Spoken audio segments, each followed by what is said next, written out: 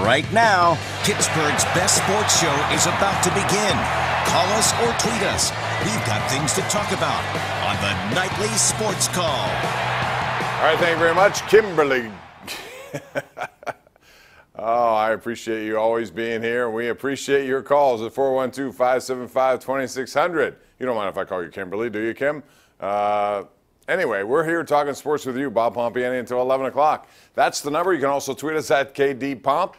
Let us know what you think about all that's going on in sports. So we'll begin with the Pitt Panthers in action today as they won convincingly, although you would expect that against Rice. Rice is not a very good football team. The Panthers needed a little boost, a little confidence, and they got it today with a win over Rice, 42-10 that final score, and it was really over the first three possessions of the game. Max Brown got the start, 28 of 32, 410 yards, 4 touchdowns, and that run game, it was okay. It wasn't as good as it probably could be. The defense better, but Rice is Rice, and they'll take that win to go 2-3. Next week it's up to Syracuse. But your take on what you saw today, if you are a Pitt Panther fan, and you know, the attendance, once again, is always an issue. There wasn't a big crowd there, a lot of empty seats, but again, a beautiful day. What would you expect, given the fact that it was Rice as the competition? But given how Pitt has lost 3 in a row, they needed a good day at the office, and they got one today against Rice. Penn State didn't take long. It was Saquon Barkley's start off right off the bat with an opening kickoff.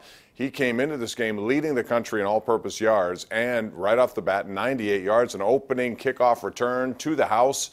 He ended up with 212 total yards on the day. He also threw a touchdown pass, so he had another good day. Penn State wins easily against Indiana, 45-17. West Virginia was off today, so nothing from them. But we'll talk about the state of college football. Penn State remains number 4 in the land. Pitt, now they got the ACC the rest of the way, and how will they do? Big game going on tonight between Clemson and Virginia Tech. We'll get into that. Also today, the Penguins had their final preseason game. It was the annual Free Kids game, and that's always a great PR move. 18,000 free tickets given out, a lot of kids, great atmosphere. Unfortunately, those kids did not see a goal by the Penguins. Sergei Bobrovsky and Columbus shut them out. 3-0 your final score. And when you assess things in the Eastern Conference, I obviously still think the Penguins are very talented and are probably the team to beat. But the odds are against any team winning 3 consecutive championships in today's era of sports. Regardless of the sport, it's just difficult to do. So I look at Columbus as a team that I think can really give the Penguins some problems if they stay healthy.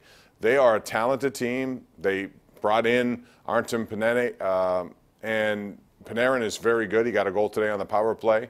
They brought him over from the Sod deal that took him back to Chicago. They got a pretty deep team. Seth Jones, outstanding defensively. Jack Johnson, pretty good as well. They're deep there, and you know, if they play the way they're capable, that's going to be an intense, heated rivalry as they move forward. I also think Washington still is a dangerous threat, given the fact that they have the talent that they have. They haven't put it together, and they have not done what they wanted to do in postseason, but they're still lurking.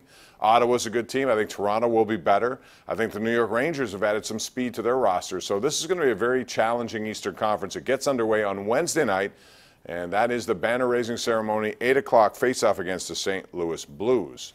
So we'll talk more about the Penguins and your thoughts going into this. Do you like what you see from a potential line of Crosby, Gensel, and Sheary? And who do you like playing with Malkin and Kessel? Today it was Scott Wilson. Previously it's been Hagelin. Carl Hagelin played on that line. They also have, you know, Brian Rust, who's a real good player out there. A lot of depth for this Penguin team when it comes to forwards. And that doesn't even account Patrick Hornquist, who's been out with an injury. So we're going to get into that as well. Steelers tomorrow against the Ravens. You'll see it on KDKA-TV. After the game, we'll be on the air right here on this very channel on Pittsburgh CW with 2 hours of post-game comments. I'd like to hear from you on what you think of this game and what the Steelers must do to win. Both teams 2-1. Ravens coming off a terrible game in London where they lost 44-7 to Jacksonville. The Steelers, of course, lost to Chicago, which in turn 4 days later got crushed by Green Bay. So it's still early in the proceedings, but a big game because it is an AFC North game head-to-head at Baltimore, where the Steelers have not fared all that well. Pirates tonight got 4 in the ninth inning against Kinsler, their closer in Washington. And to tell you something, Washington is a tremendous team, except for their closer.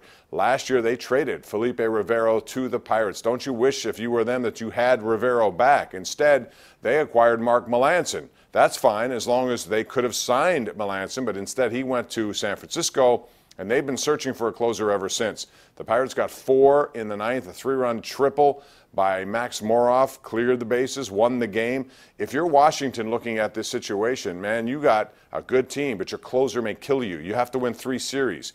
First of all, it's the Cubs, and they have Wade Davis, pretty good closer. Beyond that, if you go against the Dodgers, it's Kenley Jansen, one of the best in the game. Or if it's Arizona or Colorado, you still have guys. Greg Holland with Colorado and Fernando Rodney with Arizona. So they all have good closers. Washington still searches. 412-575-2600 is the number to call. Call me right now. I'll put you on the air. We'll talk sports right here live on Pittsburgh CW.